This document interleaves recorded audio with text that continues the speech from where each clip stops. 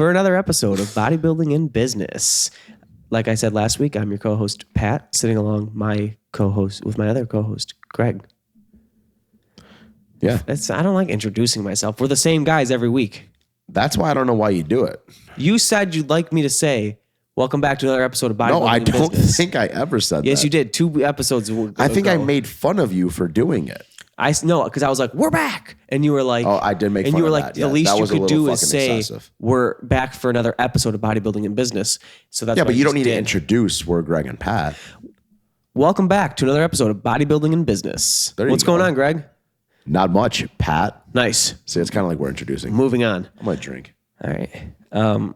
You were laughing at the start just then. Was there something good you want to share with Yeah, me? dude, somebody was rating you. Oh, no. They say I look like a hedgehog? We were talking about the hair and it just one thing led to another. You know what I mean? Was it a hedgehog? Kind of. Dang it. Yeah, I don't think it looks that bad. But I feel like we have too many episodes to talk about your hair, so we're not even going to get into it. We're just going to let you look the way you look. It's a hot topic. People like to discuss it. Did you go blue flannel from purple flannel last episode?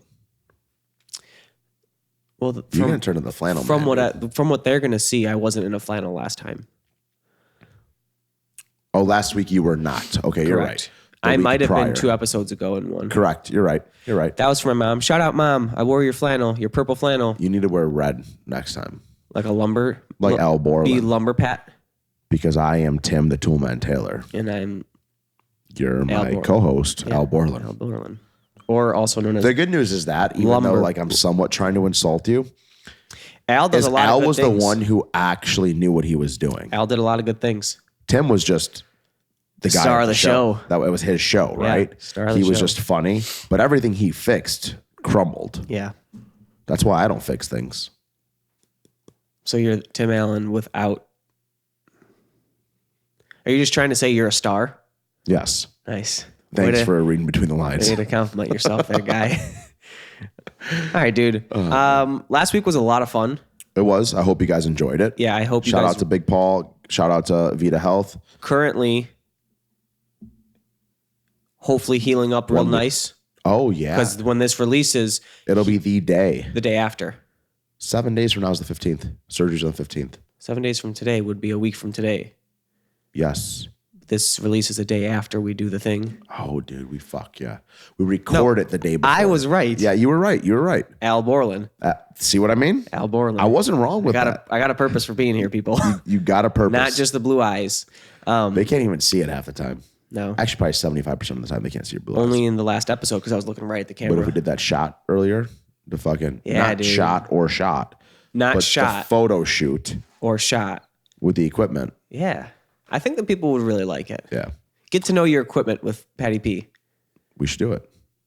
We have to make a video to make actually in the gym. You know which one. I know exactly which one. I've been thinking about how we can get it all the way up there. I already know how. Oh, good. You've seen me do it before. Yeah, but without having to go all the way up there. All right. Yeah, last week was a lot of fun. I hope you guys enjoyed us having a guest. We're going to try to get some more guests on soon for you guys so you guys can enjoy it as well. You're such an... Do you remember all the plates on top of the Yes. Just the picture of being like, hey, I'm going to try and go up there. And I said, no, don't try and go up there. What the fuck was I thinking? Anyways. I felt like your wife that day. You acted like one. Listen, I was just looking out for your health. My microphone is... Yo, is your dipstick a little fucked up? Yeah, dude. I don't know what's going on here. Look at this. That's not good. Spinach, dude. That's not good. Not spinach. Not Popeye. Yeah. Yeah. Spinach. Yeah, that's what I said. That's not good. Spinach. But yes. What? Let's do some questions. I thought you were going to go into something. All right, so we Do you got want me some to go into questions. something? No. We got a couple really good ones this Yeah, week. we got some good questions. no and silly guys, ones. again, we only do 3 questions per episode. We've actually been getting a lot more in lately, so we do appreciate it. But we've had some people a little offended that we haven't answered theirs yet. Yeah. Know that we haven't answered one of your questions, A, because we're doing minimal questions per episode. Right. And B, because some of them we may have already answered, or some just might be a little bit more relevant to what's going on in today's world or whatever the shoot. situation is. What? Relevant to today's world. I know where you're going with this. Do you want to talk about it or no? Yeah, I mean, I didn't watch it, but we could talk about it. Well, then let's not talk about it if you didn't watch it. The Arnold. I've seen pictures. The Arnold just happened this weekend. If you are a bodybuilding fan, I've seen the pictures, Arnold dude. Classic or Arnold's Classic, depending on how you like to say it, happened this past weekend. I couldn't let it interfere with my client updates, dude. You got to prioritize. Sure. No, I get it. Yeah. We do these on different days. So Right. I let it interfere with my Saturday ones. Yeah. But But I finished did first. see the pictures. I saw the final results. So we can talk about You it. know my thoughts. What did you think? I haven't heard your thoughts.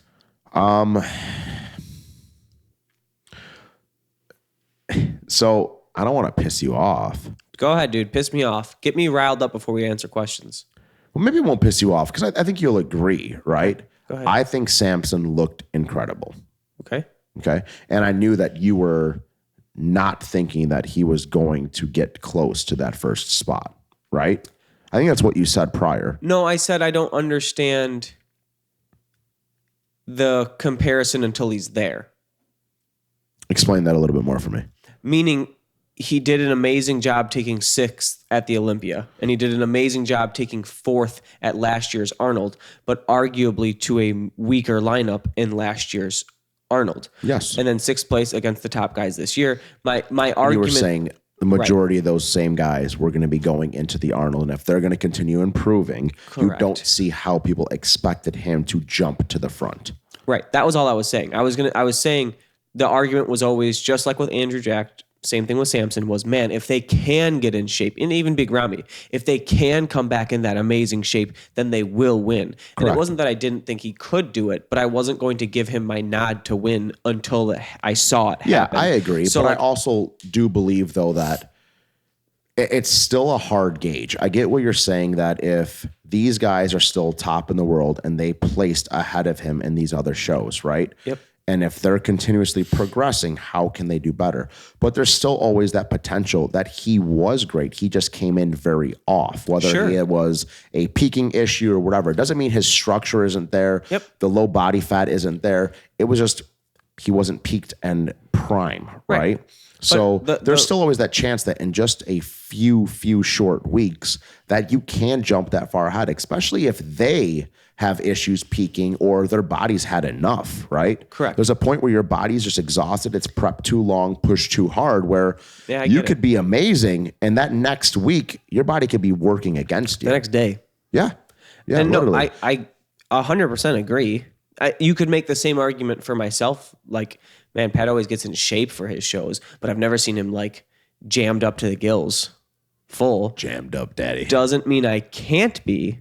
Yeah. It just means you've never seen it. So like for someone to put their money on it, I would. And that's all I was saying was, No, I get it. I wasn't putting my money on Samson to win because I hadn't seen him in that condition yet. I get it. I've always loved his shape, though. Yeah. So I didn't doubt that if he came in his best, right, that he had a fighting chance. I still wanted Nick to win. Yeah. I Right? still think Nick won, but Arguably so, right? Yeah. And again, it depends really what the judges are looking for at that point, right? for sure. I do love Samson's shape. I love his structure.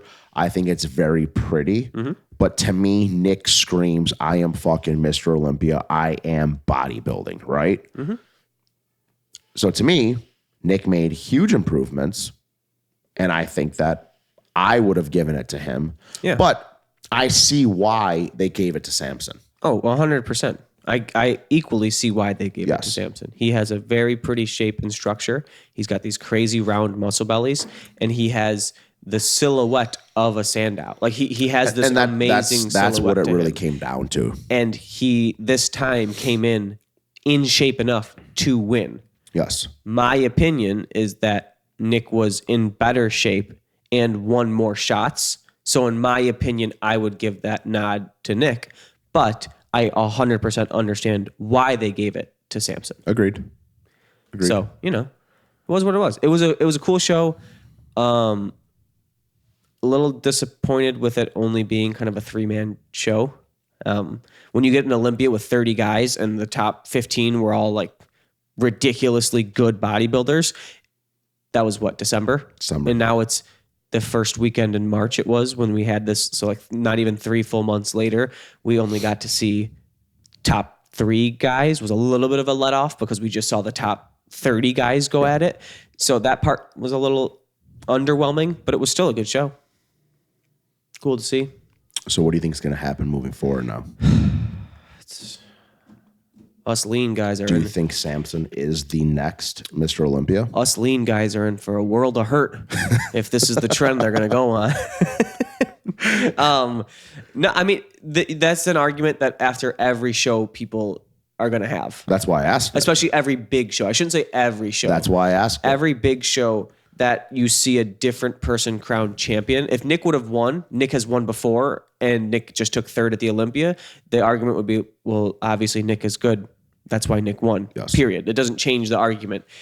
The fact that somebody with the 1st and 3rd guys were both guys that jumped over other people's placings to get to that spot. And I think if I read the scorecard correctly, there was a couple of judges in the... I didn't even see the scorecard. There was a couple of judges on the Friday pre-judging that had... It might have only been 1 or 2 judges that put Andrew ahead of Nick. That's telling me that like this shape, this silhouette, this pretty structure is being valued a little bit more than Nick's pure muscle density and dryness, which is why that kiss was not to Pat for people watching. That was to my little girl. You could send a kiss to me. Is she still there? No, she ran away. So let me ask you this. Yeah, dude, lay it on me. Yo, your mic's all fucked up today, dude. I'm all wibbly wobbly, dude. Hey, but weeble wobbles wobble, but they don't fall down. You know what that is? Or are you too young? You want me to steal 3rd. Got it. That was it, though, was it not? Yeah. It was the toy, and you'd bonk it, and it would go bang, bang, bang, bang, bang, and it'd come right back up again. Yes. I know what it is. All right. Back to what I was saying, though. Yeah. I was going to ask you something. Oh, how do you feel about that, though? Saying that is what they're looking for. Do you agree with it? Because I feel like they want to bring the less freaky look back, and that's why they're awarding somebody like Samson over Nick, right? And for all we know, there is judging that goes on behind closed doors that we will not find out about until years or never find out about it, right? Correct. People get deducted points. William Bonac didn't win the Arnold last year because he had gyno. Nick could get deducted points for varicose veins for all we know because it distracts from his physique. We don't know, but he could. You know what I'm saying? Potential. And then you look at someone who's so polished like Samson, who was just this, again, not as lean as Nick, but this. Yeah, but I don't think Samson won because of Nick's veins. No, but you know what I'm saying? Yes. There are always... There's little things that... It's all opinion based, right? All these judges subjective. It's all subjectively selected based on what that judge is feeling, and they're handling their scorecard and on down the road, right? So that's the point that I'm making is that... There's little things that subconsciously, can be just swaying them to think and feel a certain way. For sure. But at the end of the day, we have to assume, based on just recent awards, right, that that's kind of what they're leaning towards. Yeah, that's the trend. How do I feel about it? I mean, it is what it is. I like Samson's physique. Better work on being more shapely and aesthetic. I love Samson's physique. Yeah. Right? And I do feel that aesthetically, it's more pleasing than Nick, right? Yeah. But at the end of the day, that's why they threw Classic in, right? Yeah. I think that somebody like Nick, even Arami, who I don't even really like, right? Yeah. I feel like those are your open bodybuilders. They are the freaks. That's what people are paying to see. Yeah, and I'm going to be completely honest, and we don't have enough people to give me flack, but I feel like I would get flack if this was an opinion I was posting all over the internet. His shape, Samson's, is pretty. It's not that pretty. It's pretty, but we've both said it before. It's not mind-blowing, but I understand why they like it. Like there are the flex wheelers and that, like those are pretty. That's beautiful. That's a pretty physique. Beyond pretty. He's not that, but obviously he's 80 pounds heavier. So like I get it, but for someone... it's hard. I think Andrew has a prettier shape, but Andrew's muscles aren't round and bubbly. They're like more angular. Yeah. Right? They're more like jagged, like in your face. Like Jagger, dude. Like moves like Jagger. Yeah. But again, back to what you were asking me, the big takeaway is how I feel about these physiques being ahead. This is like cyclical in bodybuilding. When they come around, they win. Ronnie Coleman came around with this amazingly beautiful structure. He just happened to also then be able to get up to 300 pounds with that amazing structure and these beautiful lines and everything. And he won 8 Mr. Olympias. Yeah. So like then there wasn't a Ronnie for a while, and you saw things move and shift and move and shift. Most of it was Jay, but there was some, little bit of movement in there. And then you saw Phil come and kill 7. Somebody with another amazing structure. So, and then we had some movers and shakers, a little bit of a hodgepodge. And then now hodgepodge. We're seeing potentially the start of a new era. But we'll see. It's exciting for the sport. Well, that's our view on the 2023 Arnold Classic. Let us know what you guys thought about it. Yeah. No one ever leaves us comments, so let us know what you guys think about it. Other than my mom, someone leave comments on the Shout YouTube out, Mom. channel. Thanks for leaving us comments. Let us know what you think. We are sorry that we never get back to your comments. Yeah, but it's usually just talking shit about me or something. So anyways, let's get into these questions. Yeah, now that we're done talking about the Arnold. All right, so lay them on me. First one we got here, Patty P. I didn't ask it. It's categorized as protein. All right. Oh, cool. I eat protein. Should I read? There's like sub questions. Should I just read it all out, or should we go like part by part? You know how my brain works. What do you think is going to be better? I'm going to read it all out, and then I'm going to be like, so part 1. All right. Because I tend to re-ask, what was the question again, after I start to answer already? Yes. So here we go. Yep. Go ahead. What to look out for, best time to drink it, food or protein powder, why one is better or worse at certain times, for example, pre, post workout, throughout the day, etc. Benefits of casing, and is it worth it to take it or buy it? So let's go first with protein. What to look for or look out for? Wow. What a loaded question. Yeah. What to look out for? What to look Don't buy vegan protein.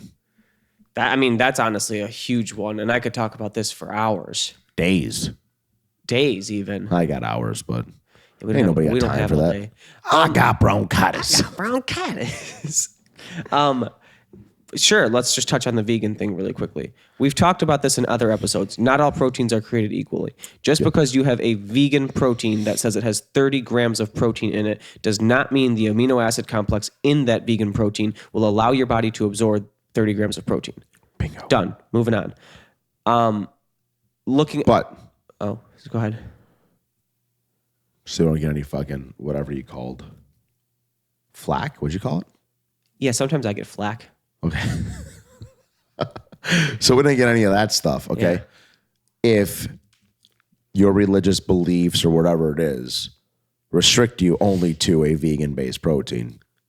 Oh, I mean, do what you got to do. It's better than no protein. Yes. But there's such a simple other solution. If we're talking about the most optimal way, correct. That is not it. If you're telling me that you can't use a whey protein because you think whey upsets your stomach, and you just want to take a vegan one because you think whey upsets your stomach, I'm going to laugh at you a little bit and tell you, well, if you just got your digestion in order and ate the way you're supposed to eat, whey wouldn't mess with your stomach. Bingo. And if you think that I'm being mean and not understanding of people, remember I do this every day with people, and I would go on a limb and say 90 to 95%, because I've had one or two, of the people that I put on a whey protein who believed that they couldn't take in whey protein because the dairy messed with their stomach.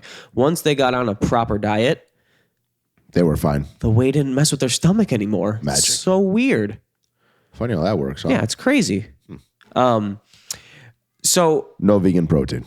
Unless it's for religious beliefs or something you are completely going off the grid for. Sure. Vegan protein. But besides that, no vegan protein. Other than vegan protein, what else would you say for them to look out for or to look for in a specific protein? Without going too far into details about the different types of protein, And I'm talking different types of protein powder, because you can get milk protein in a powder, you can get egg protein in a powder, you can get beef protein in a powder. The two biggest things I would say to look out for is like amino spiking and or fillers within your protein. How does one know if it's amino spiked, Patrick? The easiest thing I would tell someone to do when picking out a protein brand is look at the back label. If the label tells you that one serving size is 45 grams and the protein content in the scoop is 25 grams, something is off. What are the other 20 grams doing in there? Either they're filling it with other things like sugars and things to make it taste a certain way, or whatever other BS chemicals they're throwing in there, whatever, that now are taking up the weight or volume of the scoop of protein that you're supposed to be getting. So the easiest thing to look for would be to look at your scoop of protein and make sure that there's a 1 to 5 gram weight variance between the scoop itself and the amount of protein you're getting per serving. So if a scoop of protein is traditionally 25 grams, you shouldn't be buying something that's really over 30 grams per scoop. serving. Yeah, per serving.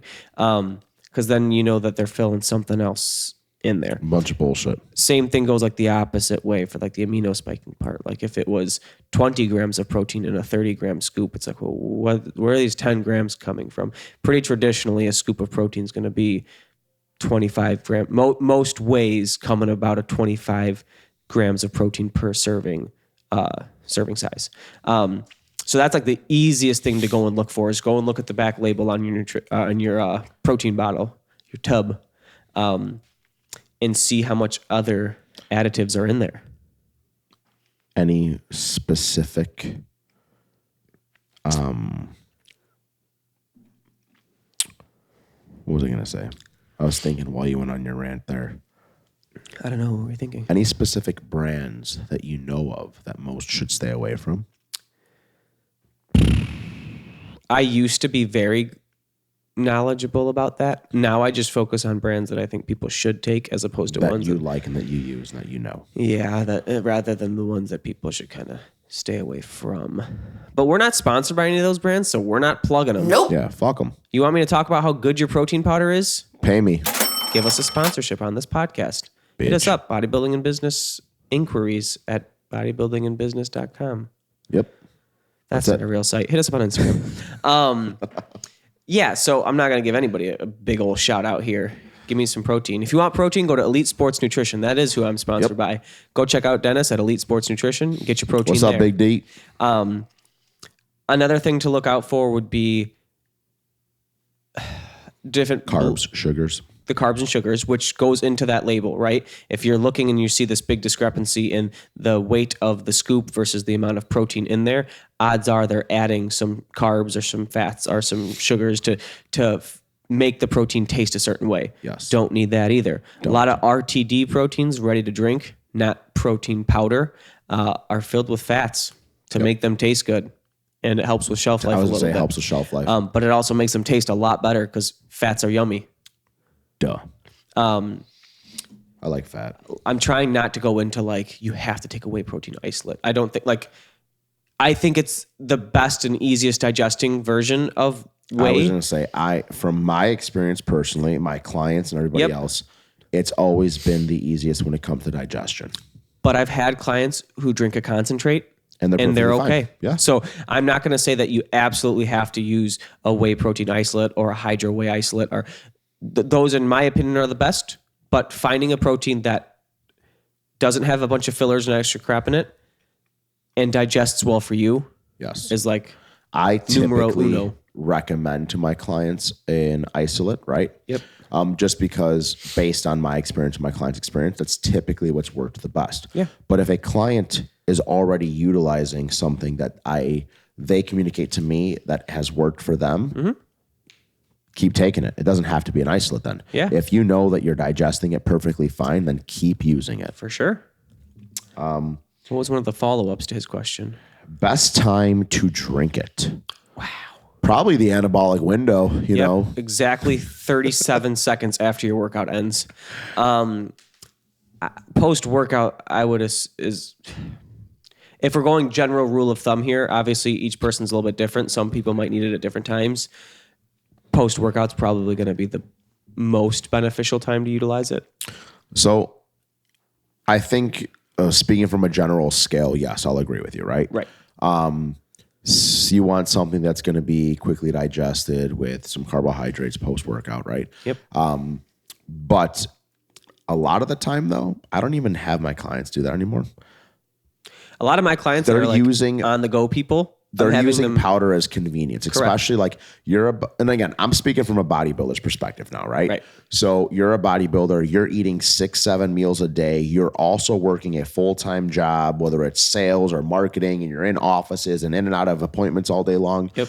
We're going to throw a shakedown at the hardest time it is for you to get that meal in for the day. For sure. We're now and this is why, right?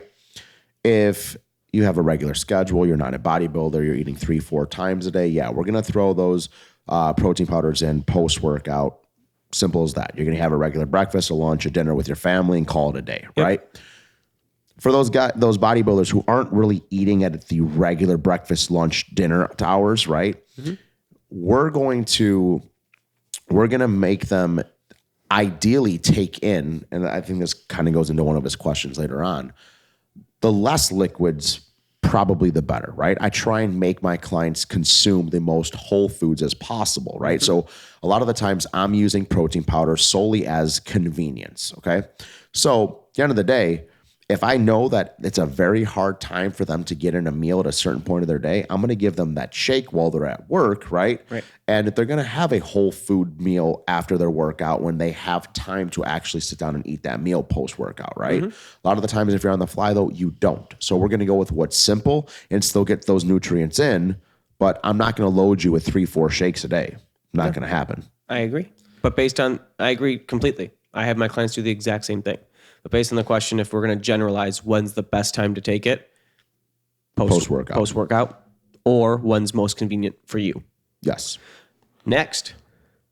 To touch on that, though, people got to understand that a lot of the reasons why we're using protein powders is to actually get the amount of protein in.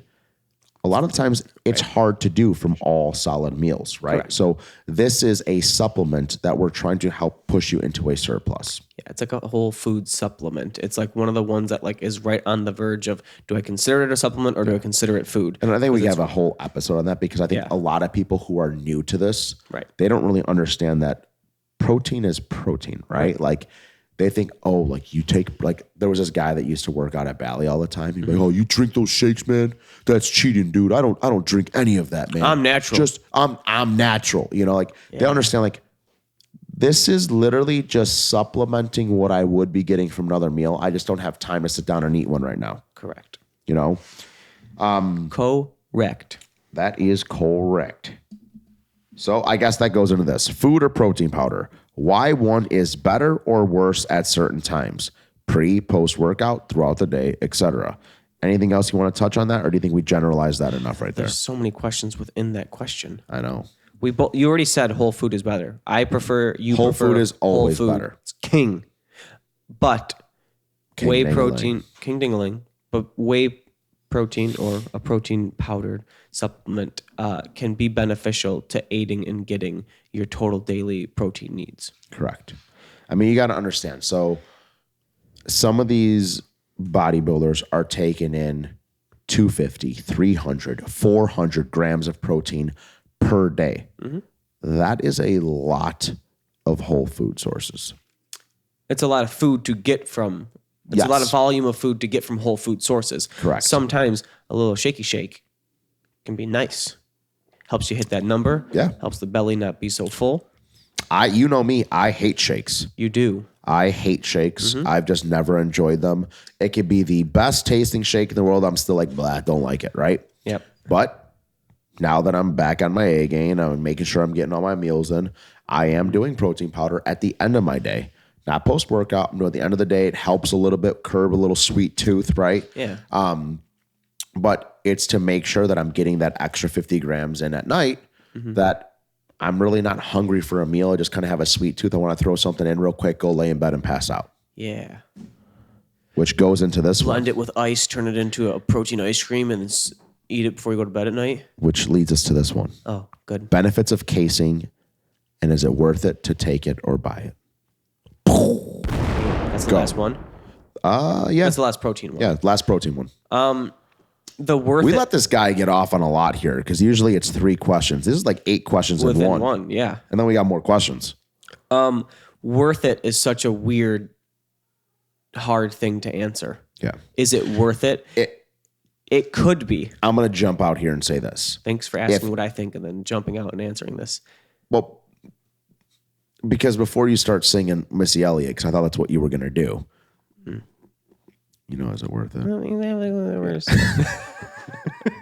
Something like that. It's your land yet. Yes. Yeah. Something like that. If you are somebody who is dieting on an extreme budget and making your bodybuilding life fit into your budget is already a challenge, no, casein is not worth it. You're not going to see the night and day difference that people think that you are going to get if you're already taking away or whey isolates or whatever whey you want to take, right? Yep. Plus all your meals. Is there an extra need to also get in that second source of a protein powder? In my eyes, no. If finances is not a challenge and you see a benefit, by all means. It really just depends on the person. Worth it is really dependent on if you have the funds to afford a second form of protein and before you go to bed, your last meal, you prefer it to be a shake, then sure, it can be 100% worth it. But I have people that don't use casein that do just fine. Yeah. So worth it is in the eye of the beholder. When casein first came to market, it was sold as this miracle nighttime protein. It was like new technology. If you take this before bed, it's going to slowly release protein. It's going to help you grow in your sleep and blah, blah, blah, blah, blah. At the time, it probably increased your natural GH production too at the same time. Exactly. Yep. It did the whole thing. So marketing. I bought 2-3 tubs of it every fucking month, right? On top of my Nitro Tech and every other protein that I was shuttling in my system, Gold right? standard whey. Never bought that actually. Me either, dude. I should have moved this. Forgot we already figured that one out. Yeah. But eventually I was like, meh, kind of sick of this. And I wanted to eat a meal before bed again. And I never noticed a difference changing. Yeah. At all. And I saved money. Yeah, dude. Put that change in your pocket. Yeah, especially with the cost of protein these days. It's on the rise. It's on the rise. Shout out Devin. And it's going to be on the rise or stay at least where it's at for the next couple of years. So don't expect to decrease. 2 to 3. Yeah. So save your Benjis and buy some real food. Moving on. Next question. That was the protein question. That took us quite a while. Yeah. Protein's a hell of a thing, dude. Of a drug. All right. This one's a twofer, right? Yeah. What are your guys' favorite exercises for each body part? Do you want to just go like biggest to smallest? Let's just penis. Nice. Thrust. Screwdriver. Show me. I just start spinning around. Let's just go through the order of our days of lifts. I think that let's just make it the easiest. We lift chest on Monday. What's your favorite chest exercise? My favorite chest exercise would be probably an incline dumbbell press. Yours? Yeah, a slight incline dumbbell press. Yeah. All right. Moving on. Quads. I was looking to see if it said and why. So we don't have to explain. No. Oh, cool. So we don't have to explain. Moving on. Good. All right. Quads. Favorite exercise would probably be. You can say it. You want me to be honest? Yeah, you can say it. Say it. I hate it. But I do love it, and I love prescribing it, and I love the feeling after. I just don't love the time of doing it, a hack squat. Yeah, the hack squat. It's one of those things that I hate while we're doing it, right? Because it beats the fuck out of me. but I feel every bit of it, and I love the end result. So it's going to be a hack squat. If I'm not being a lazy piece of shit, hack squat all day long, quads. Hack squat. Next day, back. Back. What's your favorite back exercise? Favorite back exercise would probably have to be, honestly, single arm dumbbell row. I do really like the new Body Masters machine. I was about to say, I had a good time on that new road today. I really liked it, but I guess that I feel like we can't pick a certain machine that not everybody has. Correct. You can't be like our specific chest supported row, not the other gyms. Exactly. Ours. And that otherwise I would have said I fucking love that thing. Yeah. That's probably my favorite piece of back equipment that we have, right? But as far as favorite exercise to the general public, right? Single arm dumbbell row. I love them. I feel them. I think it should be a staple in everybody's program. Yeah, dude, they're so hard. I'm going to go pull up, though, just for funsies. Okay. I do love pull-ups. It's a love-hate for me, but I do love after I do them. Yeah. So I think that they also should be a staple for most people. Next is hamstrings. Ham dog diggities, dude. Ham dinglings. This is a tough one, dude. Honestly, I love a dumbbell RDL. You?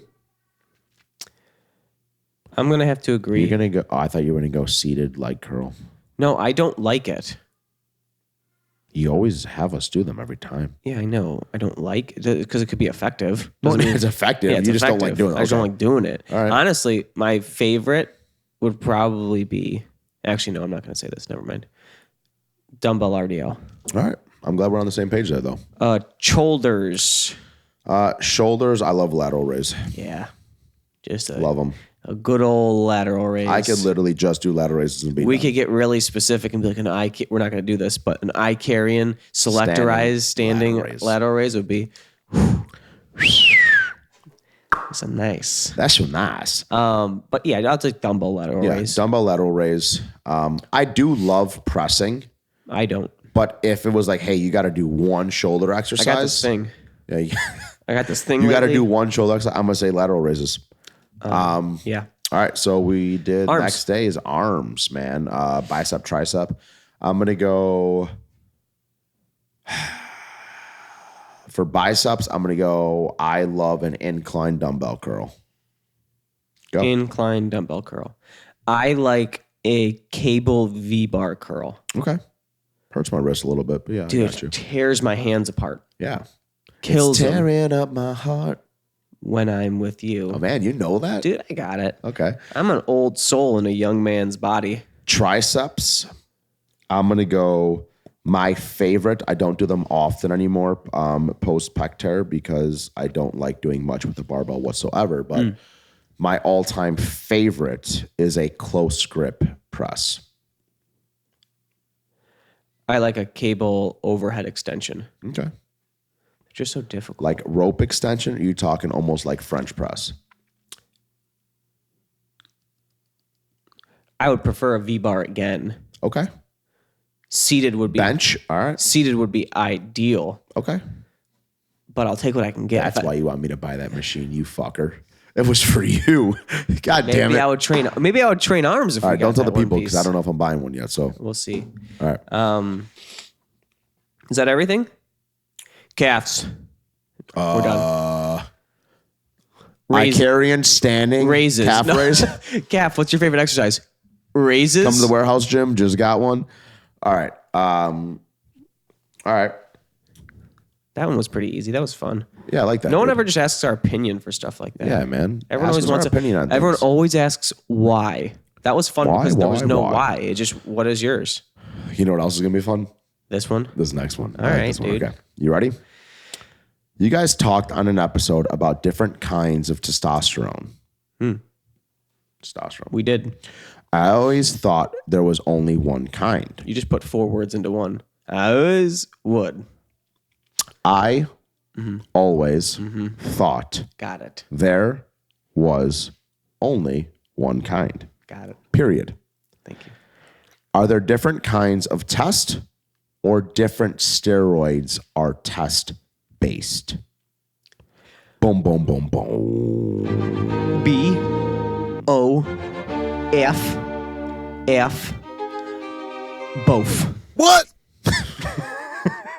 The answer is what the fuck is he spelling? both. It's both. What is he spelling? Both of them. Ladies and gentlemen. All right. So let's jump into this. Okay. How do we want to go at this? I always thought there's one kind. Okay. So let's talk testosterone first. Well, his first question was, are there different kinds of testosterone, right? And then he said, or are there? Yes. So let's answer that part first with. Are there different kind? All right. Are there different kinds of test? All right. So let's talk testosterone. Okay. So for those of you who don't know or didn't listen to our other podcast, okay, we are talking an exogenous form of testosterone. Okay. Meaning a synthetic version that you are injecting either intramuscular or subcutaneous. Guys, Greg's sitting up. He's serious. Yes. He likes this. She's gone, dude. She was waving balloons at you. She's so fast. Dude, she's very, very sneaky, sir. I like to change your socks. I like feet. So no matter whether you're using testosterone for hormone replacement therapy or you are using it for bodybuilding reasons, right? When taking the exogenous form of testosterone, the overall idea is you're trying to increase testosterone levels, right? For whatever reason, whether it's hormone replacement therapy and natural testosterone has already crashed and you're trying to bring it up to a normal range for optimal function, or you're trying to reach superhuman ranges in a bodybuilding world and you're trying to use an exogenous form to get you to be superhuman, essentially, right? Superhuman. So when taking testosterone, okay, let's talk a little bit about how it works, okay? Sure. A lot of people are like, well, why would someone want to take testosterone, even for TRT purposes, right? So they're like, oh, well, you know, your balls get smaller and this happens and what have you, okay? Well, let's talk about we're not going bodybuilding, right? Right now we'll generalize, but then I think we should focus more on bodybuilding because general health-wise, that's where it's going, yeah. Your testosterone is low. You're being put on testosterone replacement therapy, and you're trying to get your testosterone levels back to a healthy range. Correct. You used optimal. It could be optimal, but at least at the minimum, you're getting them to a healthy range. Yes. What people don't realize, if testosterone levels are too low, it's actually a lot of stress on your entire body to function from a day to day. Libido is going to be just forfeited, right? Appetite's going to be suppressed. Sleep is going to be shit. Recovery is going to be shit. It's going to make everything work harder in turn and actually put you at more risk for unwanted health issues. More lethargic. Yeah. You're not going to have as much energy. You're going to have that pep you had. When you hear lose your people, mojo. You lose your mojo. Like Austin Powers. That's what he was talking about that whole time. That's it. He needed TRT. He just needed TRT the whole time. It's very common to hear people say, "Oh, we heard this growing up. You'll shoot your eye out, son." Nice Christmas Story reference. Yeah. Hate that movie. Whatever. It's we'll talk about that in December. Okay. We heard growing up, "You're now there. I am about to be there." We kept hearing, "You'll know when you're 30. You'll feel it when you're 30. You'll see when you're older." That's a saying. Because as we get older, we start to produce less testosterone. We start to feel fatigue set in way more. We start to not recover as well. The gym hurts more to go to it. When we're 20 years old, we could train for 5-6 hours a day and wake up the next morning and feel like $1 million. I want to do it again. Yeah. We used to go to 2 days for sports and then go and lift in between. And soccer players do that? 2 days in the sense of 2 different training sessions, but not like... I'm just giving you shit. Not like I don't know you guys actually worked. You know what I mean? Not like a gym session. I get it. No, we just ran a lot. It was a joke. I know where you were going with it. Okay. Anyways. But you're not recovering, right? You don't have the energy. You're not recovering. Your libido also drops off. they're saying these things because these are real things that men feel as they start to age. It's now more prevalent than ever. Right. Because we're a terrible society and we've suppressed everything. We've suppressed being a man. Yep. And in turn, what was that crazy stat Paul said last week? It's like 85% of men over the age of, or something like that. I know what you're talking about.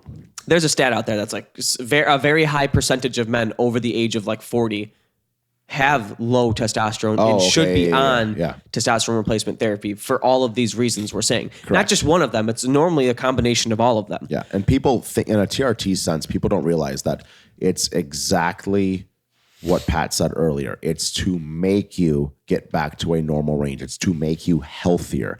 People think that they hear that their neighbor who's 40 just got put on testosterone, blah, blah, blah. They think, oh, like, well, Joey looks good because he's on steroids. Well, no. Joey is being smart. Joey is not at a superhuman dosing like the bodybuilder that you see at your gym, right? Right. Joey is getting back to being where he is supposed to be. Joey is now feeling good again. Joey now has more energy. Joey now has better sleep. Joey is not at 3,000 nanograms a deciliter, just packing on pounds of muscle. Joey's metabolism is finally working again. Yep. So he's not gaining extra weight. It's not just making him burn fat. Correct. But he's metabolizing food better. So he's not just packing on extra pounds again. Yep. I mean, testosterone does have some fat burning effects to it, but we're not talking about that. We're talking about healthy levels. Correct. So yeah, it's just helping you be a healthy male again. Yes. When it comes to that, how did you want to segue this into? Well, I was going to go into explain a little bit how it works, right? So more so, I mean, we'll just keep it real layman's terms and real brief because we kind of went off that subject anyways already. But I was saying before that, you know, whether you're taking it for TRT reasons, whether you're taking it for bodybuilding reasons, okay? The idea is people think because certain things happen, right? Like you have atrophy to the testes, right? Which, yes, hypogonadism, your balls get smaller, right?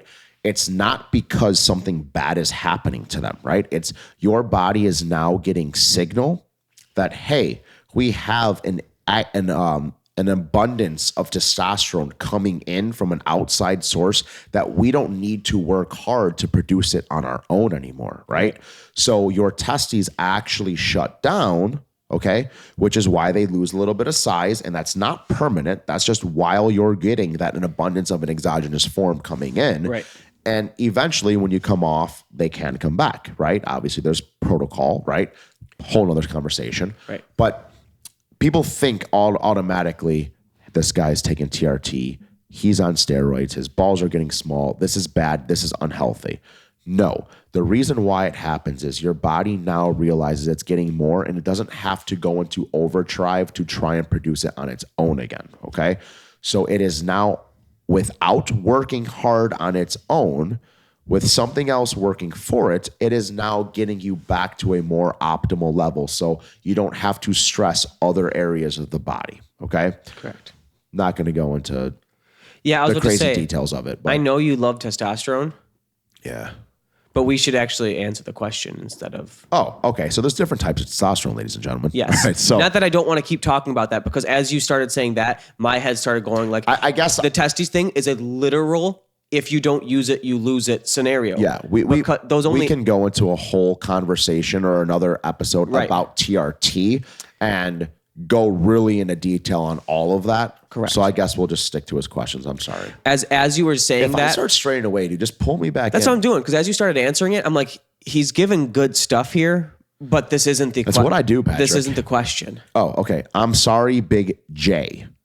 Nice. Discreet. Yeah. Okay. No one knows. No one knows, dude. There's a lot of J's going around, dude. Nobody's going to know. No one's going to know. All right. All right. So there's a lot of testosterone, right? I mean, there's so many, but let's stick to bodybuilding, right? We could go into, okay, there's testosterone isocorporate. There's testosterone undecanate. There's testosterone blah, blah, blah. There's pellets now. There's creams.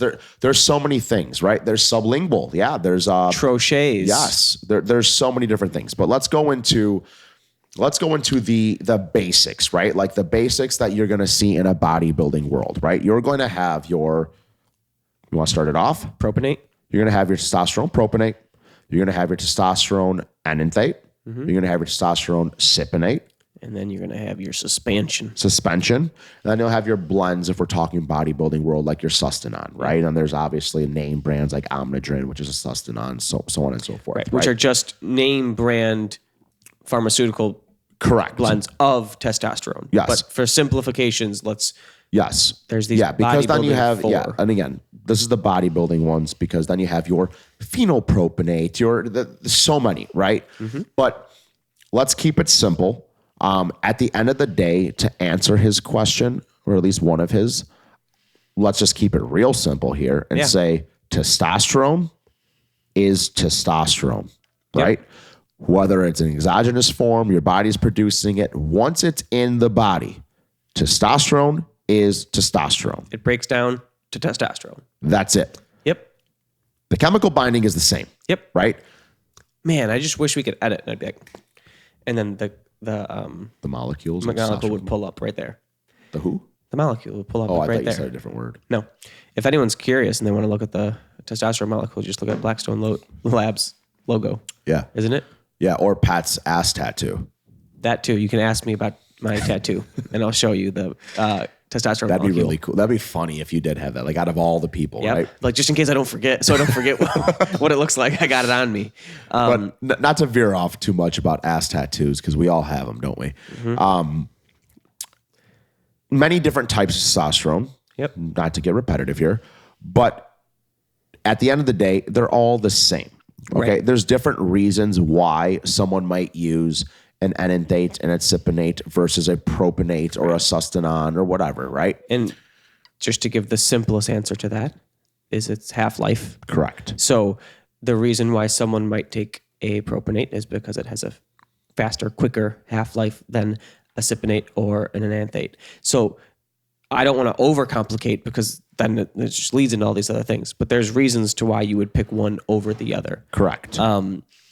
They're still all going to do the same thing in your body. Right. So a half-life, for those who don't understand what that means, he's talking about the actual length that it takes for this drug to reach saturation points and peak in your system and get out of your system, right? So for instance, if you're using a propionate, the half-life is 48 hours. So people who are using propionate to keep blood levels stable are typically either injecting it daily or every other day at the least. Okay. And that should make sense to everyone.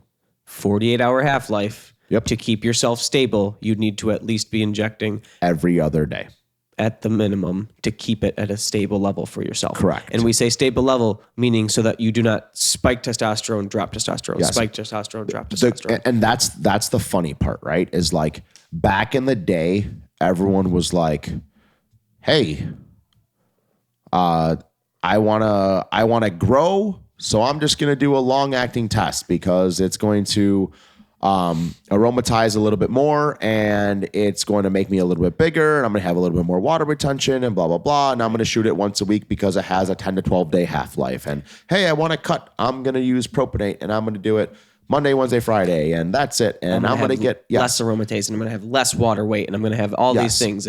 But guess what we've learned over time? Hey, it's all the same shit. Honestly, you're going to aromatize just as much with propionate. Want to know why?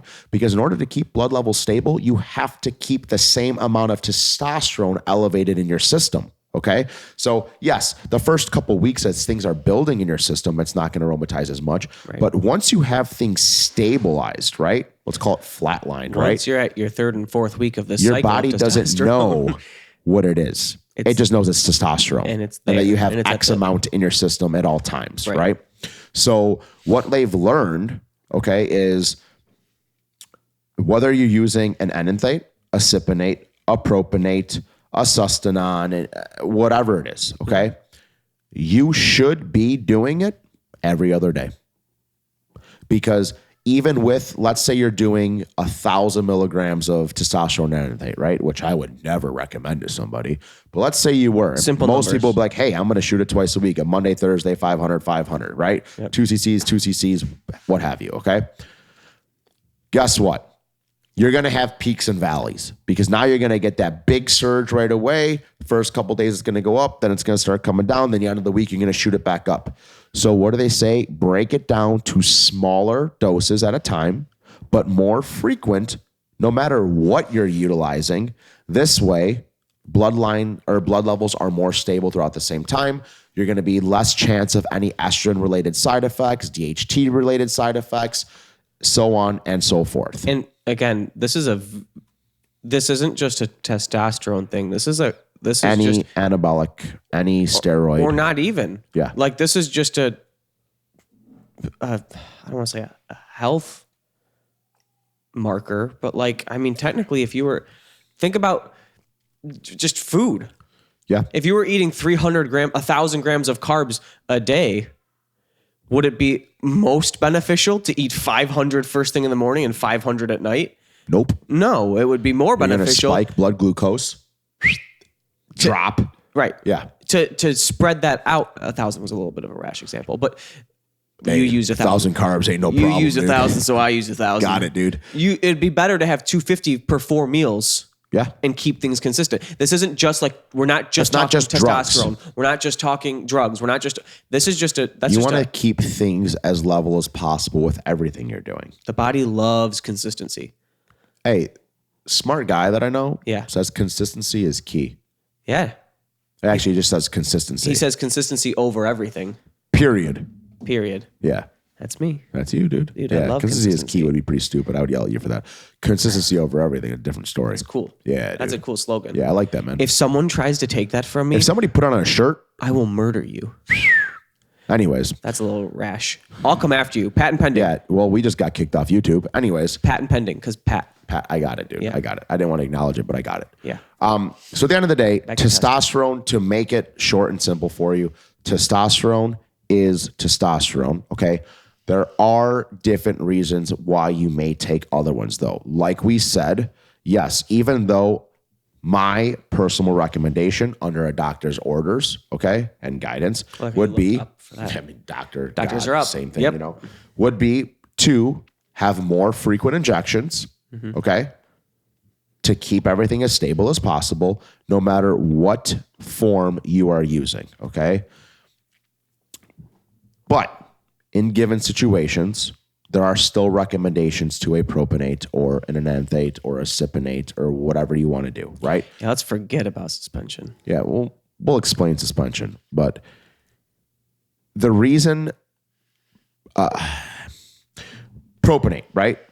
Just to make this quick, because I could ramble on too much. I'm trying not to veer off. I know, but just give it to me quick, and if you go too far, I'll tell you to come back. All right, so if you're going to use, let's say you're on a long-acting test, right? Let's say you went from an off-season, you cruised or did whatever, now you're doing your prep, right? And you're on, whether it's your enanthate, whatever you want to call it, your cypionate, right? Which are pretty much the same things. There is literally one molecule off, where cypionate, okay, has literally like a day longer of a half-life than enanthate. Otherwise, it's literally the same fucking shit, okay? As a fun fact, sorry, I don't mean to cut you off. No, cut me off. As a fun fact, I believe, and I could be wrong, most TRTs are being given in an enanthate or a cypionate form. Correct. Right. For those of you. It was different before. Correct. Okay. But majority of the time it is that, right? So most pharmaceutical, the easiest obtainable pharmaceutical test really is pretty much cypionate. It's just more massively produced by more American brands right now, right? But there are, yes, enanthates as well, right? Yep. So there's even some great Italian propionate, right? But anyways, propionate is less used for TRT at this point, right? And again, if you go to a TRT clinic, oftentimes they're recommending that you're doing subcutaneous shots and you're doing it more frequently, right? A lot of old school doctors who are not doing it more so for health optimization and aren't doing as much research on it now, they're still telling you, hey, here, shoot this every 12 to 14 days. And you're still having peaks and valleys. They're reading their book from 1987. Exactly. And they're like, yep, half-life is 12 to 14 days. Totally. Or 10 to 14, whatever it is. They're like, that's what we're going to do. That's what we're going to do. See you in 12. Yep. So you're going to have peaks and valleys, a potential little more prone to side effects. It's not going to kill you, but anyways. So back to the reason why you would use a long-acting, again, enanthate or cypionate or a propionate, right, would be, let's say you're in competition prep and you were just using a long-acting test and now you're coming toward the end half of your prep, let's call it 6 to 8 weeks out, right? Mm-hmm. At most times, most coaches will switch you over to a fast-acting testosterone, right? Usually you're starting your cutters at that point too, which all have a shorter half-life. Your cutters, yep. Right? Your trenbolone acetate, your masteron propionate, et cetera, et cetera, et cetera, et cetera, right? So a lot of the times they will also switch you over to a fast-acting test. And most people are like, oh, well, it's because I'm taking other fast-acting drugs. No, because once the test is your system, again, test is test. The reason why is, what if we need to pull more water at the end? What if you are someone who does aromatize pretty easily and you're more sensitive to testosterone, right? Well, at this point, okay, if we're 2 weeks out from a show and we've already thrown in some other things to help pull water, right? We won't even get into that, right? But we start upping some other things that we have in your protocol, right? And we still seem a little watery. Guess what? If we're using propionate, we can pull that knowing that in just a few short days, it's going to clear your system and water retention is going to fucking reside. And that right? should be kind of one of the big takeaways from everything Greg has just explained. Even though you should be keeping levels stable by having more frequent, smaller injection or doses of what you're taking, there's still the difference in how and when it might leave your system as well and how long it is having within your system. So what he's giving that example of a competitive bodybuilder who needs to be waterless. Yep. Just because you were taking a consistent and level dose of an enanthate or a cypionate and you stop it at 4 days out, yes, you were consistent and you were staying level, which was good for your hormone levels. Your body but it's not clearing your system for at least 2 weeks. Right. It's still in there. If you need to pull more water because you are someone who is holding a little bit because of tests, which is not everybody. Okay. But you might be out of luck at that point if you did wait too long for that. So typically a coach will have you switch over to that propionate. So if you do need to pull test out of your protocol, which some coaches don't pull at all. It's, for me, typically person dependent, right? Sometimes it's 2 weeks out. Sometimes it's no weeks out. Sometimes it's 4 weeks out. Sometimes you're blasting it up until the Wednesday before show day, right?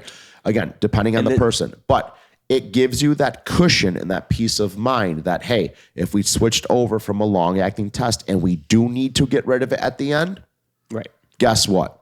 We can, and it's going to be cleared and you're going to be okay. And that's the practical use of the different types of testosterone. Yes. That was a great example of why there is even different types of testosterone. Correct. When it comes to bodybuilding, at least. When it comes to bodybuilding and how they could be used. Yes. Now, unless you want to add one more thing, he also asked a second part of the question. Well, I was going to touch on, we did mention suspension and didn't explain it. Oh, yeah. We'll give it a little brief.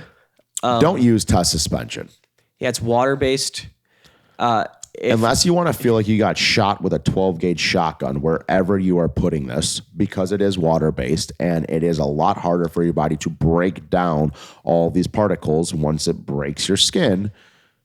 Guess what? It's going to hurt. It's going to hurt like a motherfucker. And guess what? Why do people use test suspension, Patrick? They want to be big and strong. Real fast. Real big and strong, real fast. So it's still it's less prominent right now in the bodybuilding world as it was years ago. But in the powerlifting world, it's still pretty common, right? They're using it often with their anadrol. There are a couple of other compounds, and they're using it when they literally need it. Yes. Like right before a lift. Yeah. They'll literally pop an anadrol, snort a halo test, and I'm just kidding about the snort. They might. And then pop some test suspension and then get super strong and lift 1,000 pounds, right? Yep. The problem is, other than it hurting really extremely bad, is it is in and out of your system very quick. Don't quote me, but it's short. I think it's like an 8-hour half-life or something like that, right? Which, back to what we just said about keeping things level, becomes really hard with that fast of a short life or a half-life. Yep. it is a short life. Yeah, a very short life. Yeah. So you're more prone to side effects, especially, things like acne, so on and so forth. Definitely you're going to have atrophy of the testes very quickly. It's going to shut you down very fast. No. Someone's going to be like, that's the one that gets people angry really fast. It's got to be. So test suspension serves its purpose in certain worlds, but it's definitely not beneficial to anybody in a TRT aspect or in a bodybuilding aspect. Okay. So we'll say, unless you want to be in pain and shoot it several times throughout the day to try and keep levels as stable as possible, just stay away from it. Yeah. And then there's your blends, which is your Sustanon, right? So Sustanon is a blend of 4 different testosterones. You have a couple long acting, some fast acting, and a medium acting testosterone all in one. It actually was first brought to market in the introduction of TRT. Which really does make the most sense. Because it's got the fast acting to get in your system right away. Yep. And it's got the long acting to try and stabilize a little bit. Yep. But they were trying to make an all-encompassing stabilizing testosterone. Yes. Essentially to be lazier. They were like, okay, if we make it this way. Lazier or just easier on the client, right? Because they were like, well, these people don't want to inject all the time, right? Yeah. So let's get it in them right away. Right. Let's try and level it off. They were not realizing the spikes of propionate, right, are still causing spikes. So you're still having peaks and valleys. I shouldn't have said lazy. They were trying to be more effective by making this, when really doing a little bit more work could be more optimal in keeping things level than this type of blend. It's still used very often in bodybuilding, though. People love it. I actually love utilizing it with clients, especially in the off season. A lot of people are quick to start pushing orals because, fun fact for you, your testosterones that are long estered, right? Your enanthate and cypionates, right? They take a while to peak in your system. So a lot of people don't start feeling it for 2 weeks, 3 weeks, 4 weeks. They don't really start, seeing or feeling a difference, right? With Sustanon having fast acting in it, okay, they typically start feeling it a little bit faster. Right. So I know we don't need that right away, but it does help a lot of people mentally, instead of just saying, oh, I'm going to throw some Dianabol in, I'm going to throw some Anadrol in, I'm going to throw, NPP, anything that's going to be fast acting to get them that quick. Oh, I feel like I'm actually productive the first 4 weeks of my off season. Because we're instant gratification kind of people. Exactly. That's bodybuilding, right? Yep. So Sustanon plays a role, but again, because it has that propionate in it, right? You're still injecting every other day to keep blood levels stable. Yep. Right? It's a great blend. It makes a lot of sense, but it still needs to be used properly. Some people are like, oh, well, it has enanthate in it or it has cypionate in it or whatever, right? I'll just wait 10 days. I'm going to shoot once a week or every 10 days or whatever. Well, no, you're still going to be like this. Which, again, could be managed still. It's just not the most optimal. Somebody could be healthy taking it. It just wouldn't be the most optimal because you'd still have those potential spikes. And in the bodybuilding world, we're trying to get the most out of the least. And optimal as possible. Yeah. That's what we want everything. We want our lifts to be efficient and optimal. We want our food to be efficient and optimal. Drugs to be the same 100%. Exact thing. My knee is telling me we're already at the hour. So we'll get to the second part of the question. All right. My penis is telling me that we're still talking about testosterone because it's happy. No, I gotta pee. Oh, yeah, I have to pee. My left knee and my bladder are telling me it's time. Hey man, how's your Elijah Craig? Elijah Craig's fucking killer. You should try it. Small batch. You want to try it? I'm a large batch kind of guy. Do you want to try it? No. I can pour you a large glass. Would that make it large batch? Yes. Huh. We can make anything for you large. I'll just eat the cork. Everything's bigger in Texas. That's from, it says right there. Yeah, I know. Anyway, so Kentucky. Are there different kinds of tests, which I think we already went over? Yep, just nailed that. Or different steroids that are test-based? And the reason I said both is because there are both different steroids that are test-based that aren't just testosterone. Yeah. We touched on a couple of these the last time. In another episode. Mm-hmm. Go ahead. Fire. So we already named majority of them. Testosterones. Okay. Equipoise, EQ. Equipoise, EQ. which is also equipoise, which is never also been known, approved for human use. It's a veterinary drug meant for horses. Those aren't two different things, people. No. EQ is short for equipoise. Yes, which is Boldenon. Dianabol, also known as D-ball. Another short-term name for it. Fudge. Halotestin. Yep. Halo. Short for halotestin. But at the end of the day... What's the T one? It's on the tip of my tongue that I'm missing. The tip of your tongue. I think you did this the last time, too. Tyrannop. Not T-ball, dude. No. Because the T made me want to say that, but it's not that. It's a T. Tyrannosaurus Rex. That's the one. If you were going to be a dinosaur that was on steroids, it would have to be a Tyrannosaurus Rex. Yeah, but I think you're thinking what is of it? Nandrolones. No. What is it? I'm thinking there is one, I swear. People are going to think I'm an idiot.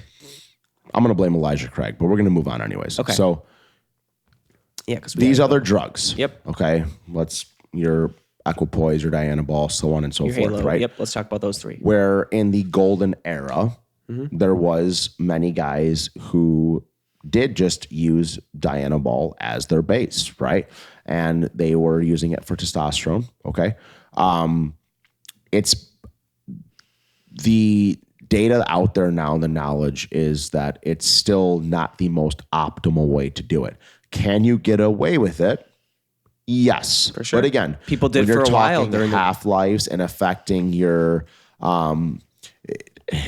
estrogen levels and just everything in the sense of, from an androgenic perspective, it's just not the best way to do so, right? Correct. Same thing like when you go to equipoise, right? Like the low conversion to estrogen is actually almost going to hurt you in an off season when just using it as your base, right? So there's ways that you can do it. I was going to say, this is a whole other episode too, where estrogen is not always the enemy. Bad. Yes. It can help, and you need it at certain points as well. And that's a whole other episode. Correct. Get into that.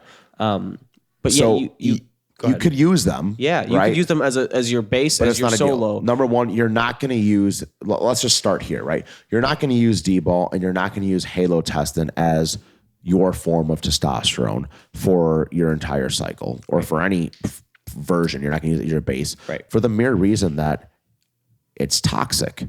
Yeah. Right? It's super hepatotoxic, right? So you're going to feel like shit long term. You're going to hurt liver. You're going to hurt kidneys. You're going to stress your body more, which in turn is going to actually start being counterproductive. Right. Whereas using these things, everything we're talking about is a supplement of sort. Correct. Using these to supplement the testosterone you are already taking would be more advantageous than doing these on their own. Correct. And a higher dose to try to get the testosterone effect out of them. Yes. Bingo. Done. Bingo. Bongo. So in simple, those extras can be added in at certain times when needed and when necessary and when going to be super beneficial. But nothing is going to beat just your synthetic version of testosterone, your cypionate, enanthate, propionate, even your sustanon blend, right? Yep. Again, if used properly. Yep. And again, we're talking for bodybuilding purposes, okay? Obviously in TRT. Yeah, the first part we talked about was more TAT. Yeah. Second part was all about bodybuilding, really. Yes, because there are other forms of tests that they use for TRT purposes, but we could have a whole nother subject on that, right? Yeah. But right now, these are the most common utilized in the bodybuilding world for today, and I don't see it changing. It's been around forever. Yep. We've only learned more. We've only kept using them, and we've just found out more ways to use them at a better rate. Yeah. As you called it when we first started talking about it, it's King Dingaling for a reason. King Dingaling, dude. All right, man. Well, I got to pee. You got to pee. My left knee. Please like, share, subscribe. Tell your cousins about us. Yeah. As long as they're cool, though. I hope your cousins are cool. No one likes bad cousins, but share. Tell your cousins Tell about anyone us. who is trying to learn a little bit more about fitness, bodybuilding, what have you, about us. And if your cousin just so happens to fit that criteria, let them know. Tell them about us. Yeah. If they don't, then just no. Spread the word. If they're playing Dungeons and Dragons and not giving a shit about fitness, then I was going to say, well, what if they wanted to be jacked and play Dungeons and Dragons? no, that's why I said, and With not the caveat. caring about fitness. Don't tell them. Don't tell them. All right. Anyways, we're out. Thank you guys. We're out. Elijah Craig. Elijah Craig.